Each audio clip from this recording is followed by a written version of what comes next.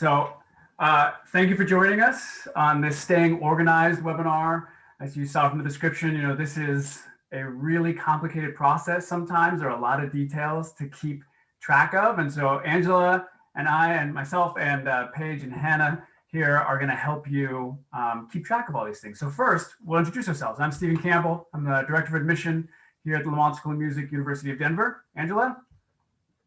Hello, my name is Angela Mitchell. I'm the Enrollment Specialist here at the Lamont School of Music. And we have two students joining us today. Paige Billow is a senior. Paige, you want to say hello and let us know what you're majoring in? Yeah, hi, my name is Paige. As Angela said, I'm a senior this year.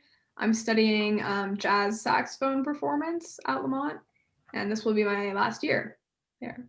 Excellent. And we also have Hannah Flood, who is coming to us, it looks like, from a practice room at this very moment. Hannah, would you like to say hello and just tell us briefly what you're studying? Yeah, hi, I'm Hana. I am currently a freshman flute performance major here at Lamont, and I'm excited for this call. So, awesome, thanks, folks. So, quick overview of what we're going to do today. We're going to do a real fast 30,000-foot view of what to expect in your senior year, just to give you some context for the types of organizational tricks we're going to share. And then we'll go into talking about how you organize this information. We'll show you the Big Ugly Spreadsheet that we recommend you using to keep track of all this. We'll talk about how you can work smarter, not harder. And then you'll hear again from Hana and Paige giving some advice about how they stayed organized during this whole thing. And then we'll take some questions from you or some suggestions of other ways to stay organized that we didn't mention. So we'll go ahead and take a look at the senior year. So for those of you who joined us on our Navigating the Music Admission process, this is a very familiar graphic to you.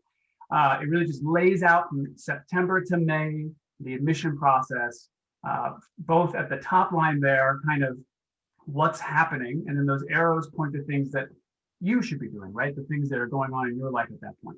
So right now we're in that applications are open timeline. You are hopefully starting to curate your repertoire, finalize your repertoire, making pre-screening recordings as they are needed, and continue to practice, right? Then we're going to move into that December, January timeframe where the applications are going to start to close.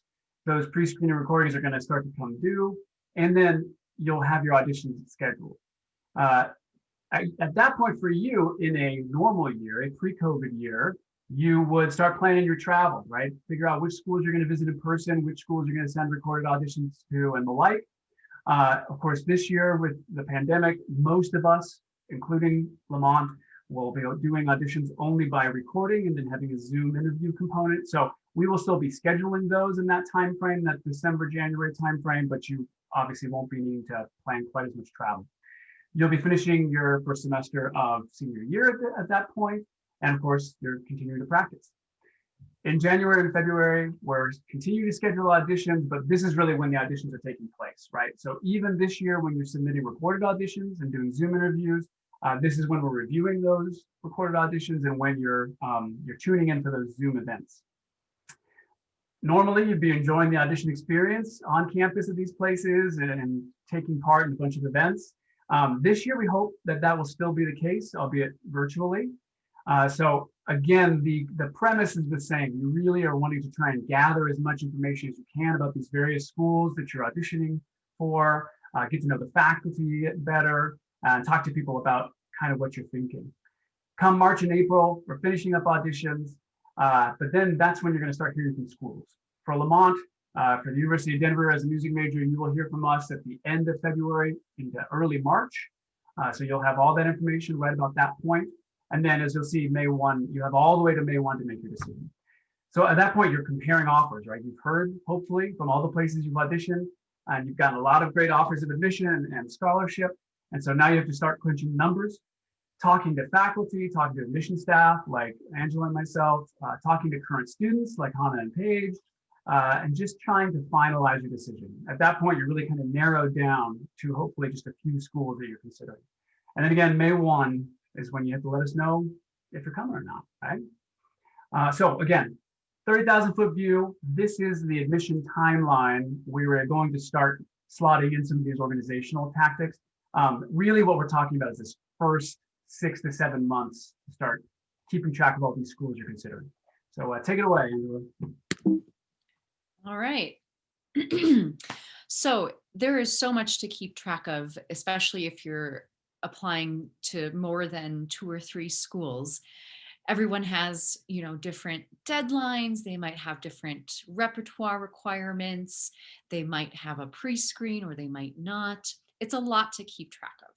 So you're going to want to find a way to organize all of this info. And there are several key pieces of data that we recommend that you collect from each school that you're looking at. And first of all, you'll want to, have the name of the school. And along with that, you also want to know what is the degree that I'm looking at this school. Is it a Bachelor of Arts in Music, or is it a Bachelor of Music and Composition? And then you want to have some details specific to that program and those degrees. Also, you want to know who is the primary faculty member that you would be working with, and do a little bit of research on that person. That studio teacher, that is the most important relationship that you are going to have in your music degree. That's the person that you spend at least an hour a week with, one-on-one, just the two of you, and you'll have them for likely all 4 years.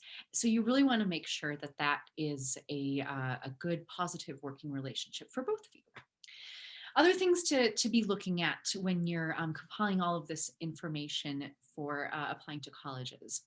Under the how do I apply? Okay, so where do I go to find the application? Who are my contacts in the admissions department? Email and phone. Now that could be a program specific admissions person like me or like Stephen, who are the music admissions people, or it could be your general admissions counselor from the University of Denver, for example. Watch those deadlines. Sometimes universities will have one deadline, and then the program you're applying to will have a different deadline. When in doubt, go with the earlier deadline. Pay attention to if schools have pre-screening requirements for certain areas. In a normal year at the Lamont School of Music, for example, we have a pre-screening requirement for classical voice, in which people have to send in 2 pieces and before they can get an audition assigned to them. And then finally, does the school have an additional interview on top of the audition? At the Lamont School, we are doing interviews this year. This is a new thing for us. We are doing Zoom interviews in January and February. And there are slightly different things to prepare for those Zoom interviews, depending on what you play and what studio you're in. Most colleges and universities, probably all of them, will put all of this information on their website. For Lamont, we put all of those deadlines, repertoire requirements, whether there's a pre-screen or not, interview dates, that's all at du.edu/Lamont. All right, so this next slide, we're calling this the Big Ugly Spreadsheet, because once you've started to gather all this information, you need a way to organize it. And a lot of us just really like spreadsheets because it's a quick way to put all of that right in front of you. And you can very quickly see what the requirements are, what the deadlines are. It's all right there in front of you. So you can see we've have the headers are all those different pieces of information, school name, location, program name, primary faculty, campus application due date, et cetera, et cetera. And so you would create this spreadsheet with all of those pieces of information across the top, and then in the each row you can fill that information out with each school. All right, so now this next slide is to give you an idea of working smarter, not harder. Now, what does that mean? Well, you can work really, really hard in doing research, but you could be going down certain rabbit holes that are not essentially helpful to you at the end of the day. So here are a couple of pieces of advice that we have come up with. First of all, application deadlines, so important to get your materials in ahead of those deadlines early if possible. It is really not great if you, you realize you have to send something via 24-hour overnight mail to Toronto, for example, because you missed a deadline and you have to pay $85 to send something. That is not a situation you want to get into. So just make sure that you are staying ahead of those deadlines. Another tip is look for overlaps where possible in those requirements among schools, for example, in the essay. So you may have a couple of prompts from different schools that are really quite similar. And then you just have to make little changes in that essay to get it to fit the requirements of that school. And this will also happen in audition requirements. So you don't want to have to, like, let's say one school has a requirement for 5 pieces, another school has a requirement for 5 pieces. You don't need to have 10 pieces. As long as those 5 pieces satisfy the requirements for that school, then you should be good. So for example, a school may ask you to prepare 4 pieces that satisfy Baroque, classical, romantic, and 20th century repertoire. There are a lot of things that can fit that, and your goal is to not learn more music than you have to, because you want to keep it manageable, because you have a lot of different things that you're balancing in your senior year and limited time to learn music. So look for ways that you can use a piece to apply for different requirements. This year is different because a lot of schools have done away with live auditions and are just doing recordings. So in a normal year, when you're looking at scheduling auditions, you don't want to make more trips than you have to do live auditions. Most of us will say, yes, a live audition is preferable to a recorded audition because for a number of reasons, you can maybe hear the person better. You can get a chance to have a back and forth with the person. But this year, for safety reasons, most places are doing video recordings. That includes the Lamont School of Music. So that's another way, though, that you can look to save time and money. So let's assume we're in a normal year, and let's assume that you are interested in doing a live audition for the University of Denver, and you're also looking at CU Boulder. Why don't you try to do it so that you can make just one trip to Denver? And same kind of thing if you're, you don't want to be making multiple trips out to New York, for example. Try to find those auditions that fall on the same weekend or in the same week, so you can just make one trip. It's a lot of juggling, but you will often find that schools that are like in a region will sometimes even work together to have their audition dates close-ish to each other because they know a lot of students are coming from out of state. So always good to ask your admission advisor about that. And schools are also generally can be flexible in handling auditions from out of state residents, for example. We can always try to work with you on getting you in for a live audition outside of our regular dates. Okay, so we have some great advice from Hannah and Paige, who are here on this webinar. So I'm going to actually turn it over to Hannah first. And Hannah, can you just talk us through these pointers that you sent us ahead of time for how you keep organized? And for our attendees, I want to let you know we asked Hannah and Paige to be here today, especially because they are known for being very organized people. So yeah, Hannah, tell us a little more about your how you handle your calendar and your check-in. Yeah, it's something new that I started because of I was really overwhelmed with college applications and auditioning and things. So I just use the one that's on my phone, the calendar app that just comes with the iPhone. But I found that it's really nice because you can actually visualize like when you have things to do. And now with, I don't remember what they're called. Are they called widgets that you can put on your phone? It's really easy to be able to see it as soon as you open your phone. But it also reminds you because you can set alarms for like 5 minutes before something's, you have to get done. And you can also put it in like your reminders and just have it set alarms. And that way you're just constantly being told by somebody, which is just yourself setting alarms, that you need to get something done. For auditioning, I did keep a checklist. I actually taped it on my wall in my room, and I taped it on the door so that I could see it every single time I would leave my room. I'm like, oh, I do need to get this done. And that way it's just a good visualization so you can see.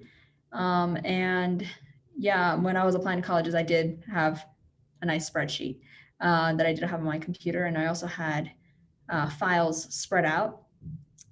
So I had one giant file and it said college applications. And then I would click on that and I would have each school have their own tab. And then for like essays, I would have them all listed. And I would also, when I would label my essays, I would say the topic of each essay that they did want, which made it a lot easier because a lot of colleges do use the same prompts or very similar prompts. So you can just kind of change the names. If it's just a college that you're just applying to that you're not really like looking as a top choice, but it's a choice that you still want to have. So yeah, I think that's how I went through my application process. Thank you, Hannah.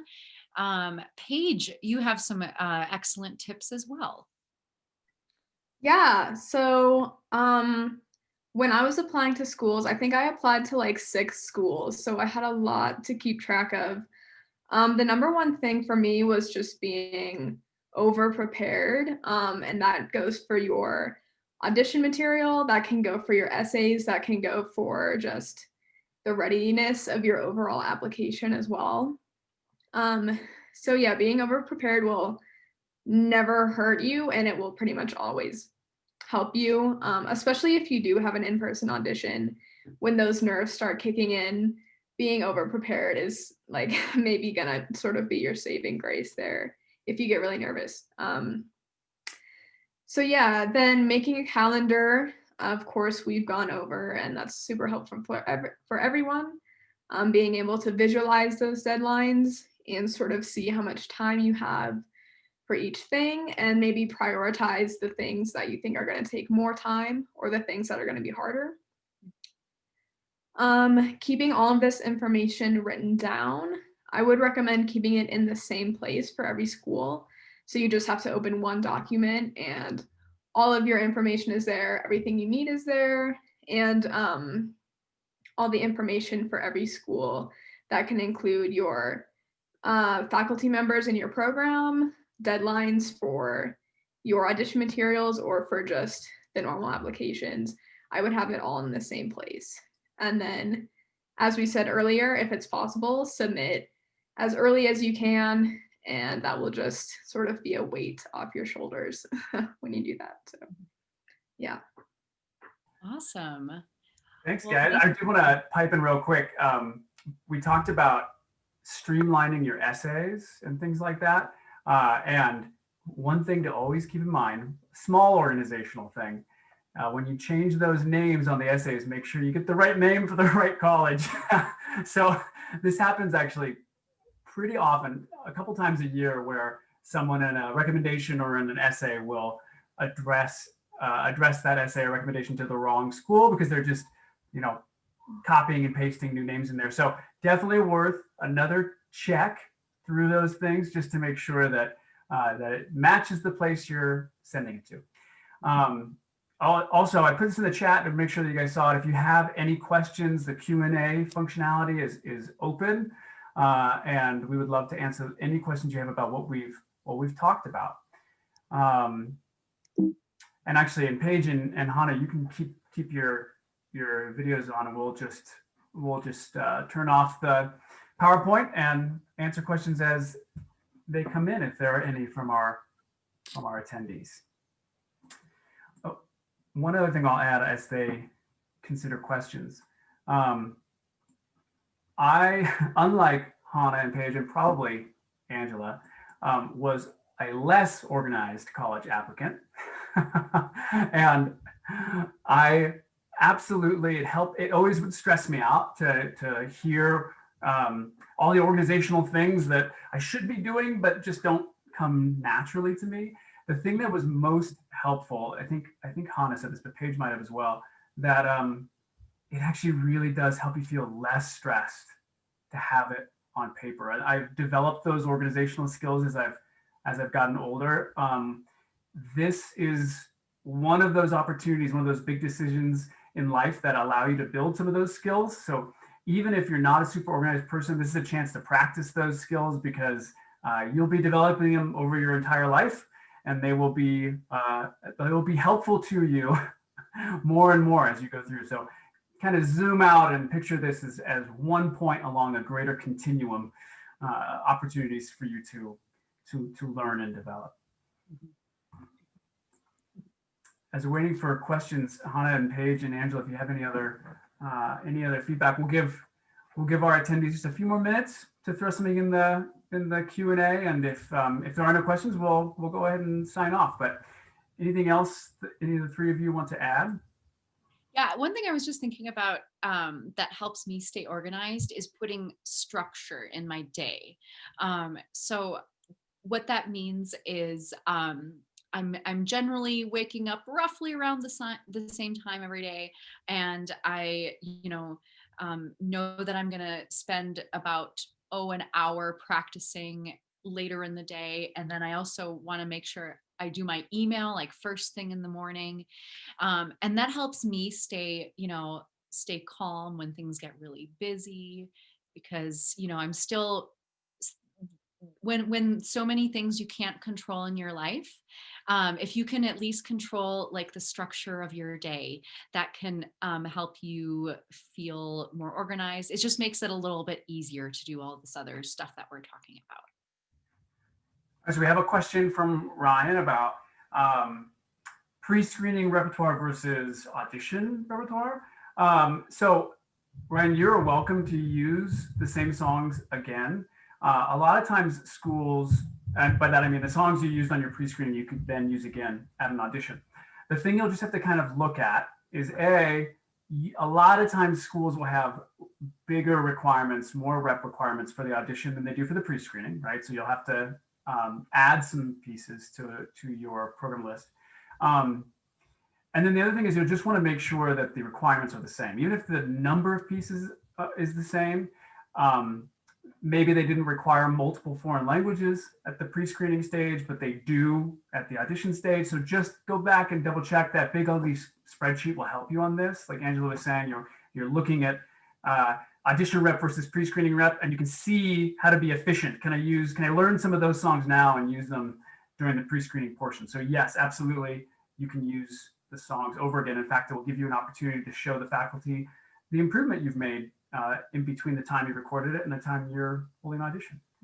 Angela, anything you want to add to that? Yeah, I'll just say, if you're worried about looking, unimaginative or something like that by doing the same song at your audition as you do as your pre-screen, don't really worry about that, because how it works, at least at Lamont, is there's only one person who listens to that pre-screen, and it's just a yes or no, can they come to the audition?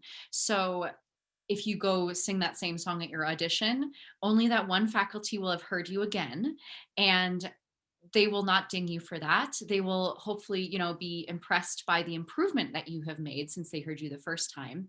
And then the rest of the faculty, they'll be hearing you for the first time. Yeah, and Ryan, Angela and I were both college music majors in the singing world, so we've done a number of these auditions ourselves. Yeah. And really, I mean, you just want to feel comfortable with what you're singing, right? I mean, you want to, of course, show range and variation in what you're singing, but being able to walk into an audition space knowing that you know this piece backwards and forwards and you've done it a ton is just hugely comforting, especially because you're going to be in a non-COVID year. You're going to be in a bunch of different rooms, and knowing how you sound on that piece, regardless of the room, is going to be helpful. And to our other attendees who are maybe considering other questions, your questions don't necessarily have to be about organization. If you have questions you want to ask us about admission stuff, questions you want to ask Paige or Hana about being a student at Lamont, take this opportunity to do that as well.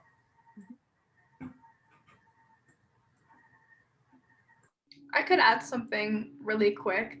If you are doing a live audition, I think it is super helpful to schedule that whole day, like actually really in detail, and knowing exactly like what room you have to be in, what building you have to be in, when you have to be there. Like campuses can be really confusing, especially if you've never been there. So knowing all of that beforehand is really great. Yeah. Mhm. Yeah, especially if you're traveling for this audition, you really want to have that, the flight, the hotel, directions for walking to the school, all of that travel and logistical stuff. Like Paige says, having that written out as like an itinerary for you is going to make you feel so much less stressed on the day of your audition, because all you're going to have to worry about that day then is playing a great audition, not where do I park? Where is my room? All that stuff. So yeah, this webinar and all these things we're talking about being organized as a music applicant, they're going to help you as a musician as well. I think my colleagues here will agree that being a musician and being a successful musician is like maybe 5% ingrained talent and 95% how hard you work. So, and being organized is a direct, relationship to being successful. So. Absolutely. I'm fond of, I think I've shared this with Angela before, that I have definitely gotten gigs from over people who I would consider more talented than me because I was prepared, right? So doing that work beforehand absolutely helps you as a musician. One thing about Paige was mentioning planning out your itinerary for the day. That is just such great advice, because there are enough things that are nerve-wracking about the audition process that you don't need to add things to them. The other thing to hopefully put your mind at ease is there are people at every one of these schools that are here to help you through this process. And that's Angela and me, but that's also students and faculty. We want you to do your best from the very beginning to the very end. And so no questions are bad questions, and you can reach out at any time and we can help guide you through that process. Just being organized doesn't mean that you can't take advantage of the resources that are given to you. All right, well, I am not seeing any other questions, so I think we'll just go ahead and wrap this up. Angela, Paige, and Hana, thank you so much for your work and your participation in this. And to our attendees, thank you for tuning in. We hope this was helpful. We will drop our emails in the chat before we leave off. Angela and I will. And if you have any questions that pop up afterwards, feel free to drop us an email. Thanks very much. Have a great rest of your day. Thanks, everyone. Take care.